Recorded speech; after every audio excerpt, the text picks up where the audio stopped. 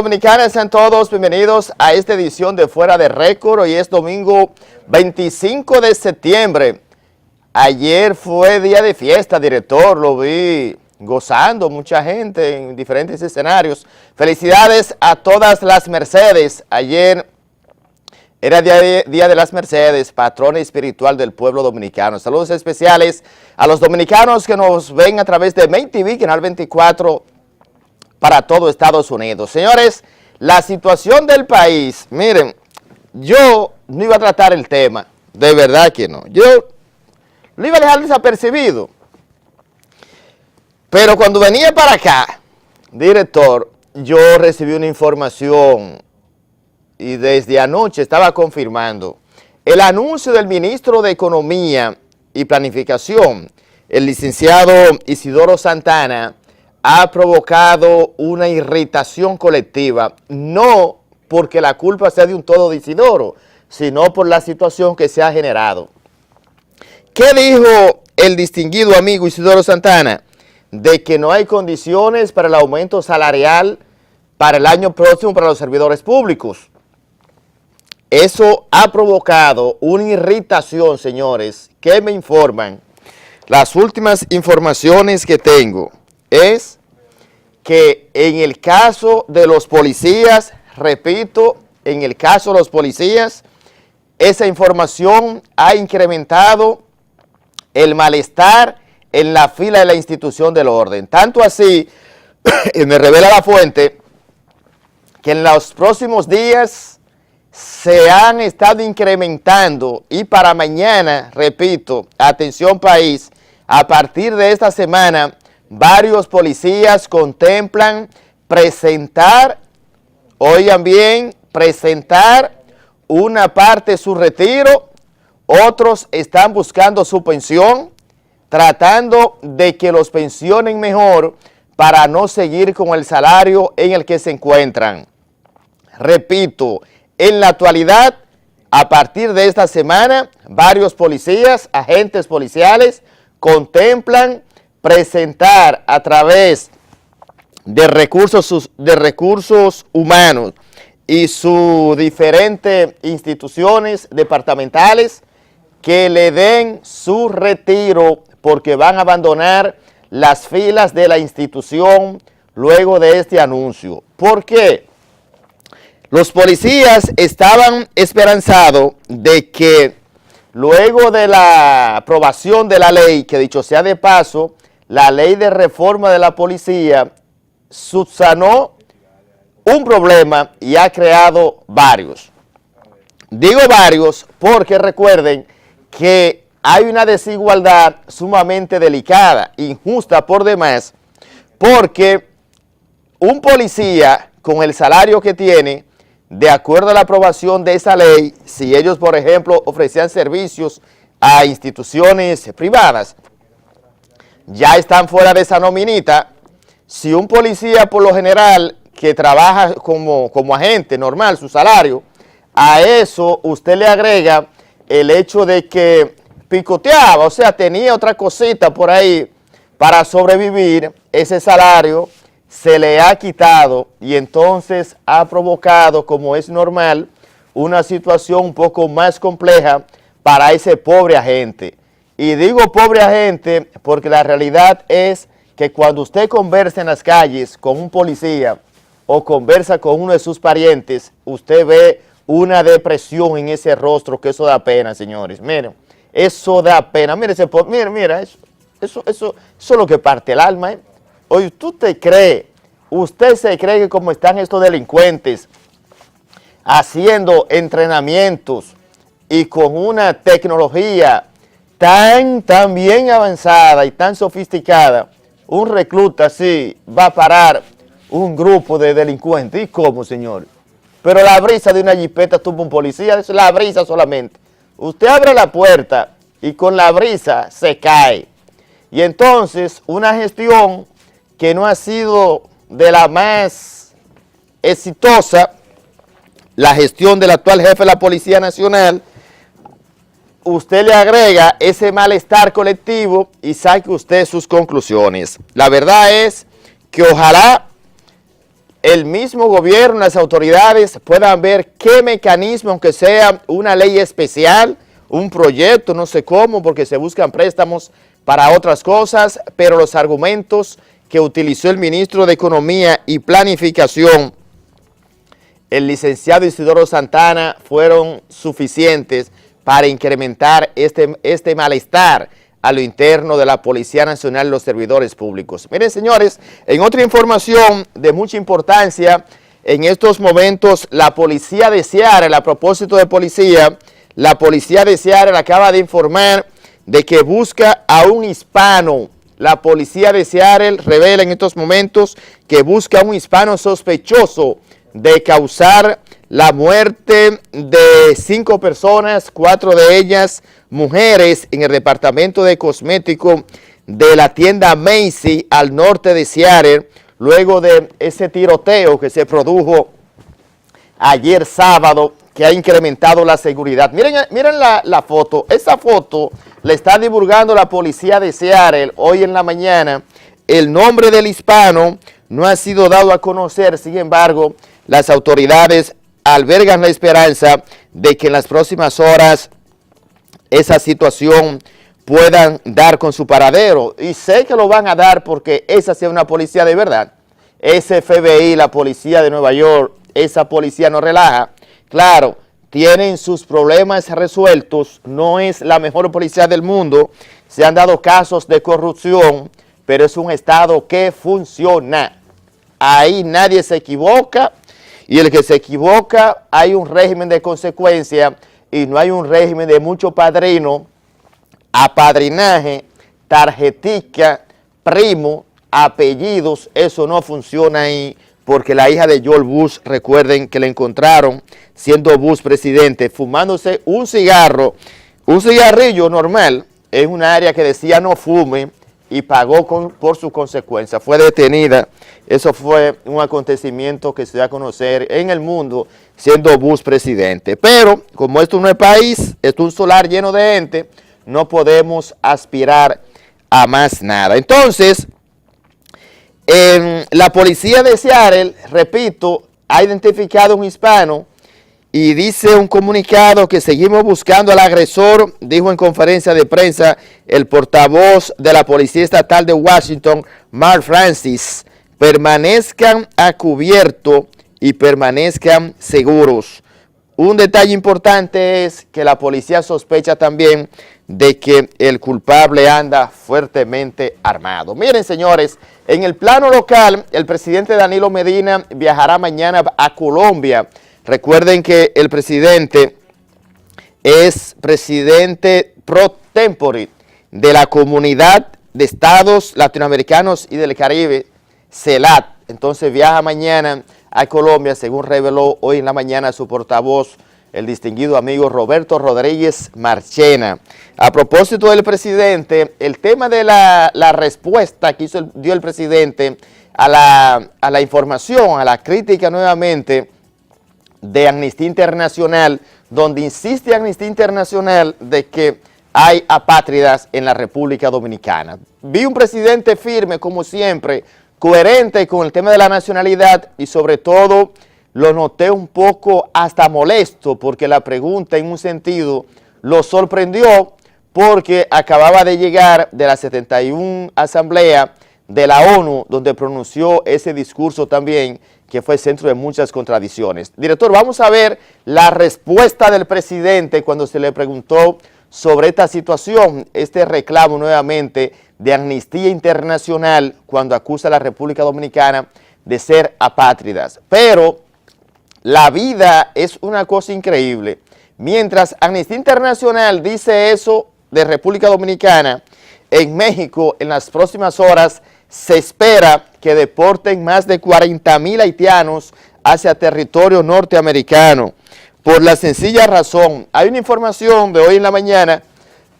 Director, sí, vamos a ver parte de lo que dijo el presidente y más adelante le voy a plantear el tema de los haitianos, de lo que está pasando a esta hora de la mañana en México y la situación de los inmigrantes de ese país. Vamos a ver lo que dice el presidente con el informe de Amnistía Internacional.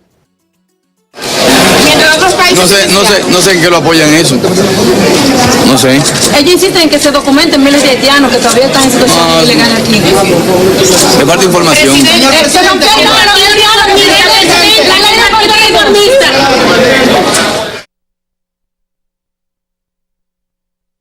Sentí un poco que la pregunta como que le sorprendió al presidente. Sin embargo, el mandatario ha sido coherente con el tema de la nacionalidad, ha sido firme y contundente. Y yo pienso que el informe de Amnistía Internacional en la forma, yo no creo que sea directamente contra el tema del país. Yo pienso que eso viene como un valor agregado, como el perfume, un perfumito diferente con relación al caso Roberto Rosario Márquez y el tema de la sentencia 168-13.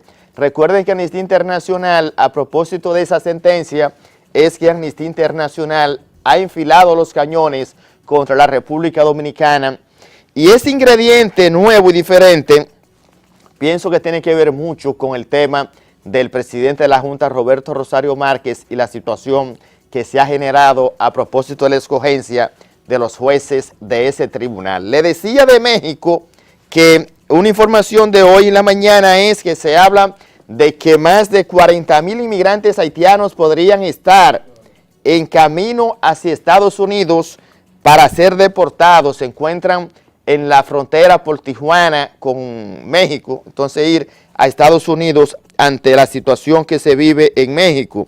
En medio de la situación de emergencia, dice la información, en la frontera con México, según una funcionaria del gobierno estadounidense, mientras entre 4,000 a 6,000 nacionales haitianos estarían avanzando desde Brasil para Estados Unidos, señalaron organizaciones defensoras de inmigrantes en San Diego y Tijuana, México, citadas por medios haitianos. Esa es la situación que se vive en la frontera a propósito de la importancia de la inmigración. Me voy a ir a la pausa. El tema del mayaro, que es un virus que las autoridades de salud pública han descartado que existe en el país. Sin embargo, hay un pánico colectivo. Atención, salud pública y todos los departamentos que tienen que ver con el tema de la epidemiología, porque el mayaro es un virus que lo produce el mismo mosquito del dengue y el mismo mosquito que produce la malaria y la chikungunya.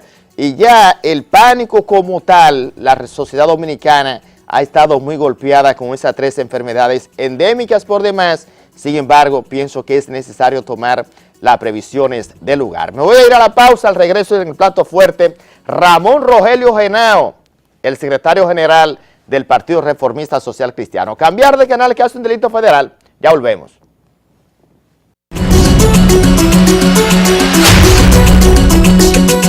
Ya nos acompaña en este plato fuerte, la entrevista principal, el secretario general del Partido Reformista Social Cristiano, Ramón Rogelio Henao, toda una figura en el quehacer legislativo, y ahora se ha convertido en el hombre que lleva la batuta en el Partido Reformista y en la oposición, con temas de mucha trascendencia, como este proceso de diálogo, ley de partido.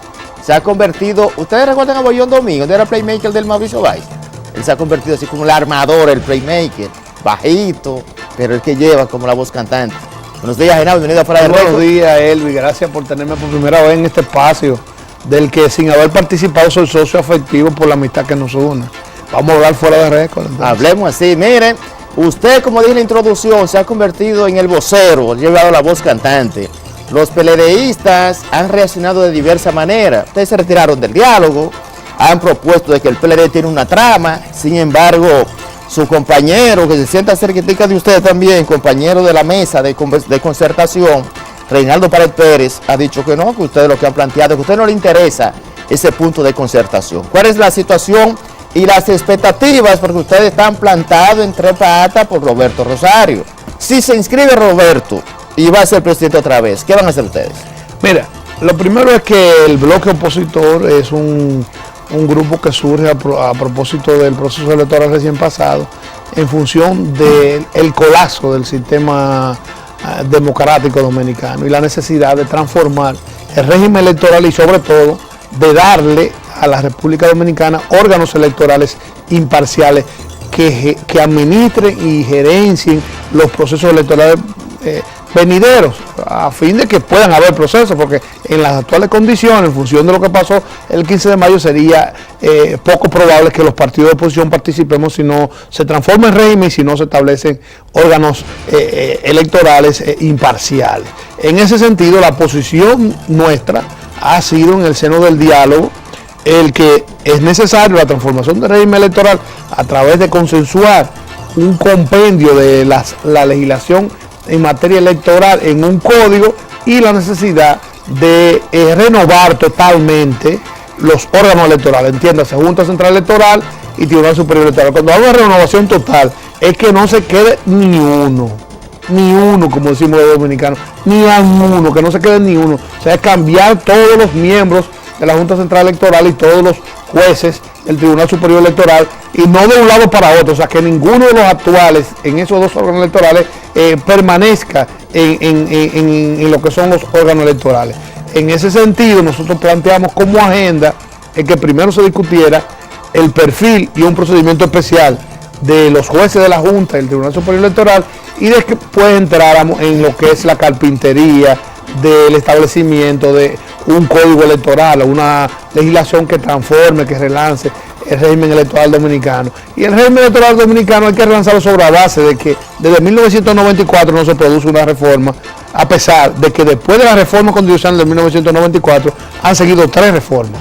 La reforma del 2002, la reforma del 2010 de Leonel Fernández y la reforma del 2015 de Danilo Medina. A pesar de 3 reformas constitucionales, no ha habido una transformación del régimen electoral, y la última modificación profunda del régimen electoral fue en 1997, después del Pacto por la Democracia. Entonces, se ha acumulado un déficit de transformación en el ámbito electoral de 20 años, o sea, de 2 décadas, que hay que superarlo ahora. ¿Cuál es la realidad? La realidad es que sentado en la mesa del diálogo, el PLD, o sea, el oficialismo, tenía una doble agenda. A pesar de que... ¿Cómo doble agenda? Bueno, una doble agenda. Estamos discutiendo los perfiles para la integración de la Junta Central Electoral y el procedimiento especial, y ellos en el Senado de la República estaban cerrando el pasado lunes, ya lo cerraron ahora este viernes, la inscripción y la recepción de expedientes. Entonces, ¿cómo usted va a establecer un nuevo perfil para integrar la Junta Central Electoral, para integrar el Tribunal Superior Electoral, para consensuar una junta como es la aspiración de no solamente de la oposición, sino de la sociedad civil, y usted tiene una lista cerrada ya, la lista está cerrada? Bueno, el viernes, un plazo fatal. No. Eso es un plazo establecido por la comisión. Un plazo establecido por la comisión. Por la comisión. Y de procedimiento. No, eso no establecido por la comisión. Pero ustedes no pusieron fecha tampoco. No. ¿Qué fecha ustedes le pusieron para que se cierre? Se propuso. Una propuesta, el senador Zorrilla propuso que se postergara para dar espacio al diálogo, al consenso del diálogo, y fue rechazado eso. Ahora, posterior a eso, y ahí va uno de los planteamientos que la oposición está considerando y que serán nuestro eje de acción en la próxima semana, en esta semana entrante. Después de eso, el propio presidente de la comisión y los principales voceros del oficialismo, al ver zozobrando el diálogo, que es una herramienta esencial en la democracia y que no podemos prescindir en una democracia plena del diálogo. Bueno, no puede ser el uso mecánico de las mayorías, tiene que haber una discusión de los temas que permita puntos intermedios. Después de eso, la mayoría de los voceros del oficialismo han renovado su vocación de diálogo, quieren que se integre la oposición nuevamente, inclusive han llegado a sugerirle a la oposición que plantee que se modifique el reglamento del Senado a fin de extender el plazo, que es de 60 días después de instalado el Congreso para la designación de la Junta Central Electoral, a 120 días, o sea, de 2 meses a 4 meses. Los 2 meses acaban en el mes de octubre, entonces sería ponerse como meta el Senado, lograr el consenso en el diálogo y en los trabajos en el Senado de la República hasta diciembre, o sea, mediados de diciembre, tener en diciembre ya una junta, que es un plazo considerable. No, pero la comisión habla del 9 de noviembre a más tardar, porque hay un plazo de la propia Constitución para la escogencia. Lo que No, pasa no, es... la Constitución no tiene plazo. Bueno, lo que pasa es El plazo de reglamento. y el reglamento interno del Senado. Pero lo que plantean es una modificación. Entonces, voy ahí. Entonces, la oposición está considerando la posibilidad de la próxima semana depositar una propuesta de modificación al reglamento del Senado que extiende el plazo de 60 días a 120 días. Esa propuesta ya se había discutido en el seno del diálogo y había tenido el consentimiento de Reinaldo Pared. Ya lo había tenido. O sea, que no entendemos cómo, si en el seno del diálogo, por eso hablamos de la doble agenda, el PLD a través de su presidente del Senado, su secretario general, había dicho que los plazos de reglamento no eran problema porque se modificaba el reglamento o no se guardaba el plazo de reglamento porque por razones de fuerza mayor, y entonces vayan como caña para el ingenio. Entonces de ahí el retiro. Entonces el retiro de la oposición no es una renuncia al diálogo. No. Nosotros creemos en el diálogo. Pero ahora, necesitamos contactar la voluntad por parte del oficialismo, pero porque para dialogar, Elvis se necesitan dos.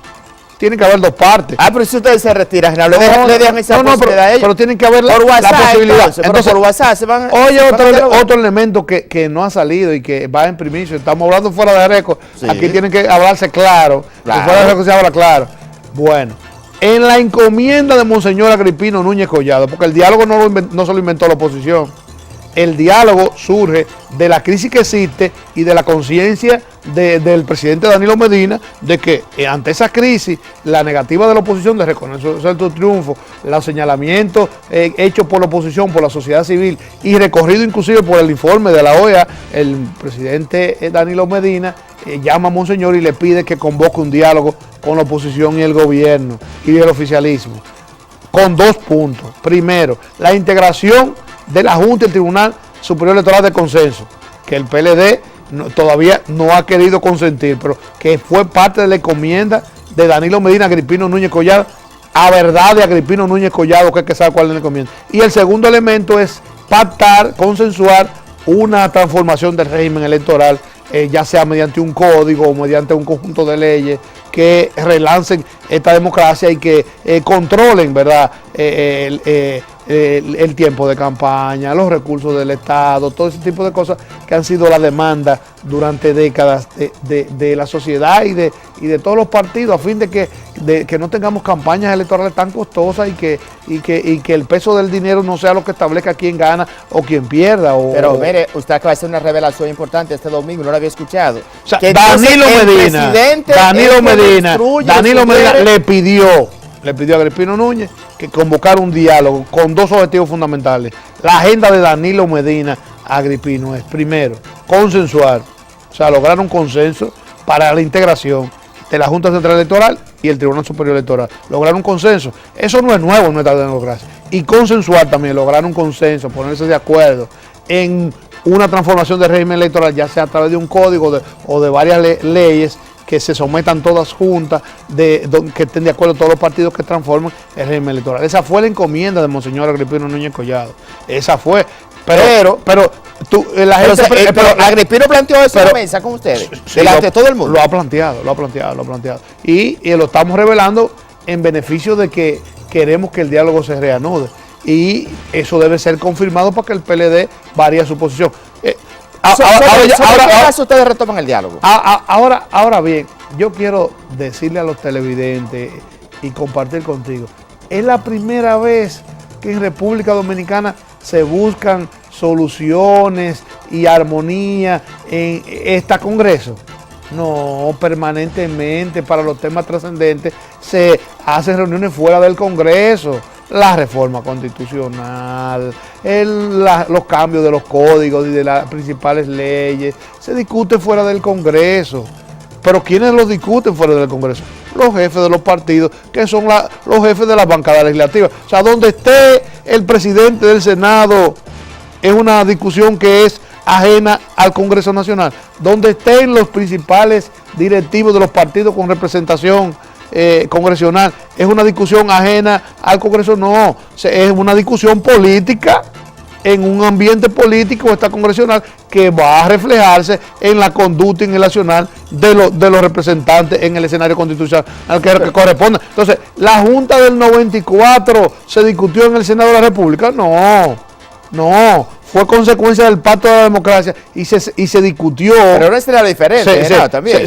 Bueno, pero un escenario, un momento político diferente. Pero de la también. misma naturaleza, diferente, pero de la misma naturaleza, una crisis postelectoral. Pero ahora no se ha dado esa crisis. ¿Cómo que no hay una crisis? No, porque la crisis del 94... ¿Cómo no se ha dado esa crisis? Pero, si todavía los principales partidos de oposición no reconocen el triunfo del presidente Danilo Medina. No bueno, lo reconocen. Sí, pero tú puedes desconocer un triunfo por omisión o por razón, o no por desconocimiento, porque no comparte, pero la realidad es que Danilo es el presidente.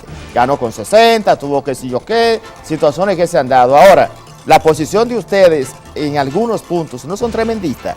Porque ustedes, por ejemplo, plantean, nadie de la Junta Central, ni un solo que se quede, ni del Tribunal Superior Electoral.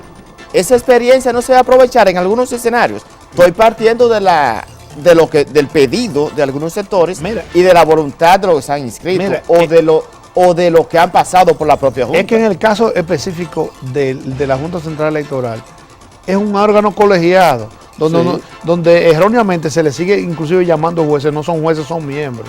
Lo primero que eso no es un tribunal, eso es lo primero. Y lo segundo es que no ha funcionado como una colegiatura.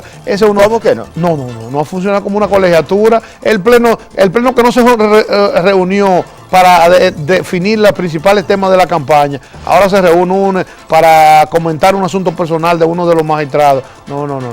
Ese pleno está descalificado en este proceso. Mira, la objeción de nosotros al magistrado presidente, al actual presidente, a Roberto Rosario y a los demás miembros, no se fundamenta en procesos eleccionarios pasados, no se fundamenta en sus posiciones públicas sobre los temas migratorios con los que coincidimos, no se fundamenta en cómo ha manejado el registro civil, ni nada de eso, ni cómo ha actuado administrativamente, ni siquiera la administración de los recursos que son importantes en ese órgano. ¿No le interesa eso? No, la objeción no se fundamenta en eso, se fundamenta en que este proceso electoral, el del 15 de mayo, de mayo pasado, se le fue de la mano y fracasaron.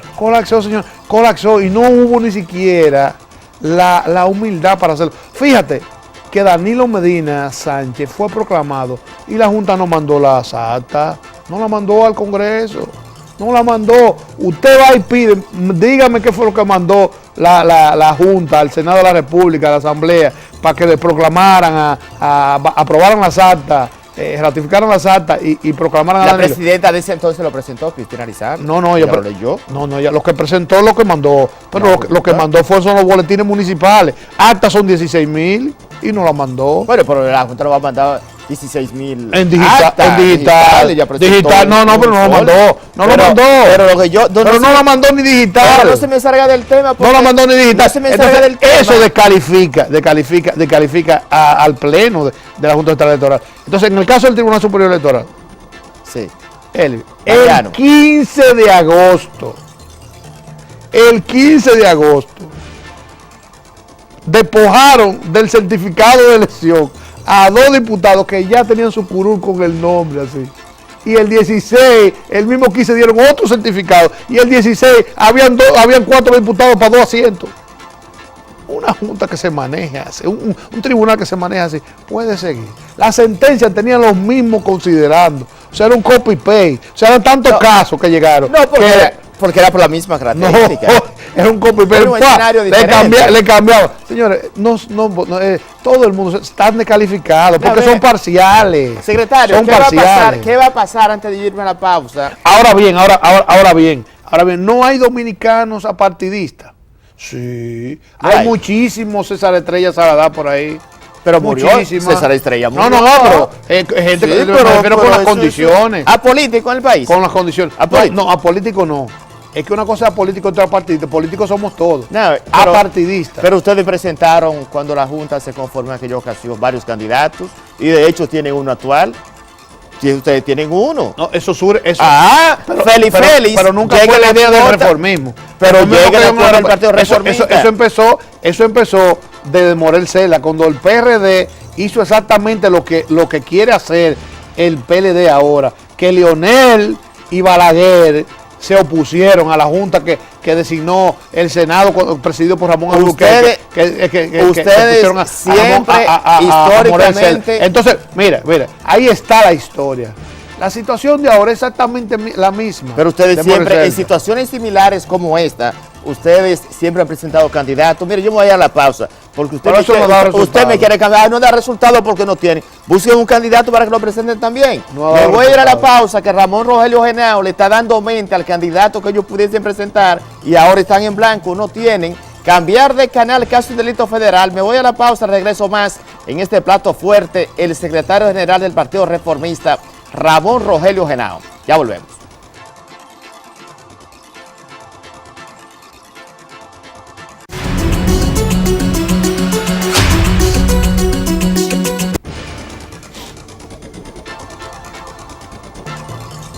Continuamos en este plato fuerte, la entrevista principal, Ramón Rogelio Henao, secretario general del Partido Reformista Social Cristiano. Henao, antes de la pausa, usted me cambió 2 veces, lo vi cizagueante, en una se puso rojo como su partido, en otra se puso blanco, un poquito azul casi con el PRM, porque usted me confundió. Y confundió a los televidentes. Ustedes siempre han tenido candidato para la Junta, siempre ahora no tienen. Ahora no encuentran ustedes candidato. Nosotros, en función de las crisis electorales que en la historia dominicana, en algunas ocasiones, nunca propuesta, eso es parte de la historia. Sí. Nunca propuesta del Partido Reformista se ha ido al reparto. Nosotros entendemos que en esta ocasión. Usted en el 94 estaba Rafaelina Peralta. Pero eso y ahora está Félix. Pero eso es algo que es indeseable. Es indeseable. Y eso surge después de la crisis de Morel Cerda. Perfecto. Y ahí es que sale. Pero ahora la Junta se amplía, se divide para considerar propuestos de los partidos. Pero esa no es la solución, porque lo que no es sano, no es sano. No, ustedes se van a quedar, no es sano, porque, no van a ir al diálogo. Por ejemplo, muchas veces las posiciones, por ejemplo, de Eddie Olivares, sí, eran justas, pero estaban descalificadas por el Génesis. ¿Por qué? Porque es indudable su vínculo con un sector político. Sí. Entonces queremos gente apartidista. ¿Pero cuáles son esas gente? ¿Cuáles? ¿Cuáles? Porque al final todos los partidos políticos cuando el PLD diga que está dispuesto a integrar una junta como la pidió Danilo Medina, a consensuar una junta con personas independientes de la sociedad. ¿Y Danilo usa esa frase?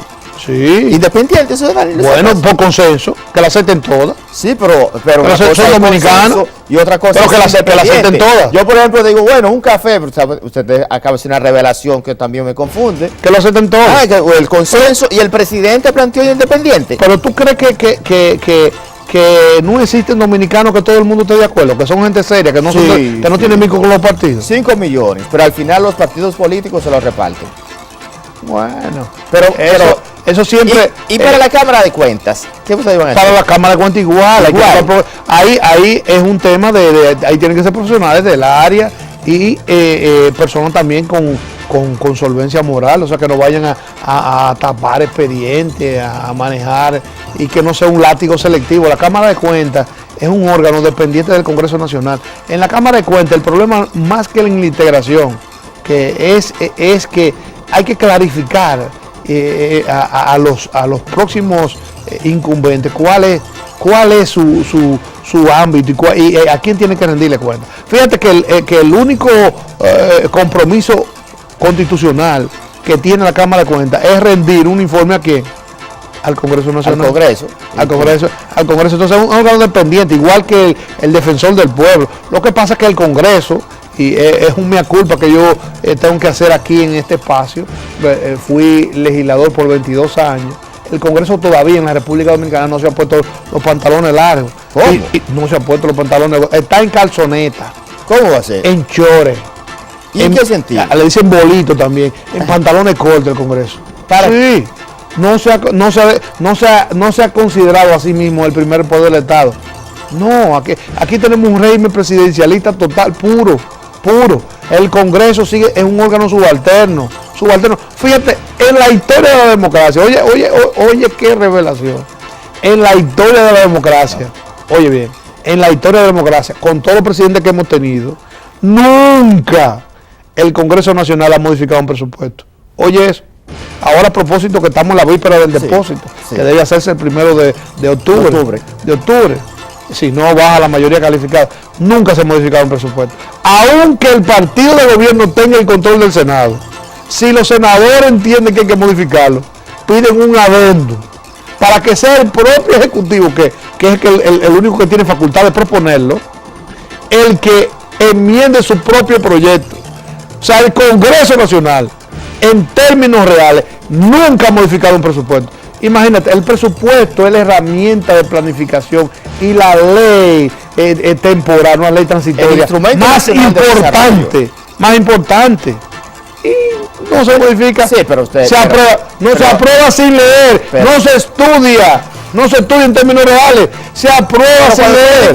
Usted votó por mucho presupuesto, pero leía. Como parte, nosotros, pero no había forma de incidir en el presupuesto, no hay forma de que un legislador incida en el presupuesto, no hay forma. El Consejo son actos protocolares, son protocolos. El Consejo de Ministros es un protocolo y eso está hecho. Entonces, usted acaba de usar un término subalterno. Yo no creo que este Congreso subalterno es una frase. En términos reales. Entonces, subalterno es de un general, es un recluta y no se hace nada. Pero en términos reales es así. Si lo dice otro, yo no se lo creo, ni siquiera a mí me preguntaron. Pero usted es un legislador exitoso, duró 22 años en el Congreso, y tú, es toda una figura legislativa. Y tú parte del cuarto poder y un comunicador capaz, que domina los temas y que conoce la historia política.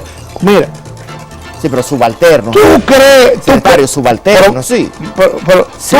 ¿Tú crees que el Senado de la República, ahora que Danilo está en los Estados Unidos, de ahí va a Colombia a ser testigo del acuerdo de paz del gobierno colombiano con la guerrilla? No, pero ya.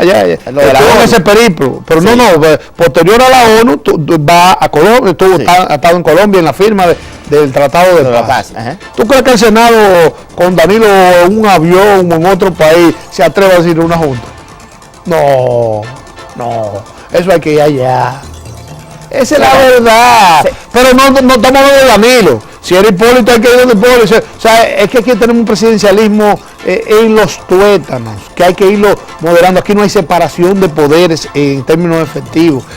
Y la esencia de la democracia es, primero, la separación de poder y la alternancia en el poder. Por eso que nosotros tenemos que crear un régimen electoral, un nuevo régimen electoral que permita la alternancia. No es que si el pueblo quiere que siga, si el pueblo sí quiere que siga, pero que sea el pueblo, no que el pueblo se maneje a través de un uso abusivo de los recursos del Estado, a través de maniobras, a través o sea, aquí hay senadores escáner. ¿Cómo así? Explíqueme. O sea, ¿qué ganaron en los escáneres? ¿Qué perdieron en el pueblo? Aquí hay senadores escáner. Casi una decena de senadores escáner, diputados, más de 30 diputados escáner, porque no se ocultó el voto preferencial y a través del sistema de cómputo se establecieron los votos en función de un interés particular. Rosario, entonces. Bueno, porque no pudo gerenciar ese proceso. O sea, él quiso implementar de golpe y porrazo un sistema de escrutinio y no demostró la pericia. O sea, pero ven acá. Puede estar pensándose que se puede dar una junta que cambie el sistema de escrutinio, que viola la ley, porque la ley dice que el secretario tiene que ir enseñando los votos y anunciando de quién es, cantándolo, enseñárselo a los delegados. Eso no se hizo. Y no se vio, y que el día antes diga que renunciaron 3.000 de los que iban a manejar a máquina. 3.000 renunciaron. El día antes. Sí, pero eso es historia. Pero míreme, antes de finalizar, hay una preocupación que ha estado en los últimos días con el Partido Reformista, el tema, la acusación que se le hace a un diputado de su bancada, de su organización, con relación a la supuesta introducción al país de armas por Jaina. Vi que algunos del bloque lo defendieron. Esa es la posición del partido. Claro que la posición del partido. Ya él ha documentado en la Procuraduría General de la República su total desvinculación con el embarque. O sea, usaron su nombre o un nombre igual al de él para tratar de introducir eso. O sea, él no es importador de armas, no es importador de repuestos, lo trajeron como repuesto, no tiene los negocios que son del área de combustible. y es una persona con una solvencia moral en San Pedro que todo el mundo está consciente de que no tiene vínculo. Ahora, él tendrá que demostrarlo, en la investigación tiene que decir, pero es bueno decir para que la gente sepa que eso de introducir armas ilegales en la República es una cosa que se ve en los muelles dominicanos todos los días. Y vamos a decir en qué se fundamenta. O sea, en la mudanza, en la goma de los carros, en los tanques de comida, en todo traen armas. ¿Por qué? Porque en Estados Unidos, señores, dominicanos y dominicanas, los ciudadanos por constitución tienen derecho a comprar armas. Entonces allá las armas no se compran aquí, allá se compran las armas como usted va al supermercado, deme $2 de leche, 10 libras de arroz, no, deme 3 pistolas. Tienen derecho constitucional a eso. Entonces lo otro es que tienen un precio en relación aquí de una décima parte. O sea, lo que cuesta $100 allá, aquí cuesta 1,000 o 2,000, a veces una quinta parte. Entonces eso estimula a que dominicanos que viven en Estados Unidos traten de introducir de manera ilegal armas aquí por la diferencia de precio y el alto coste aquí, y procuren después legalizarla aquí. En este caso se trata de un alijo de una cantidad considerable de armas, pero el fin es el mismo, el fin es lograr ganancia en función de que en Estados Unidos esas armas valen $1,000 o menos, $900, y aquí se venden a $10,000. Entonces, eso es. Ahora, ese legislador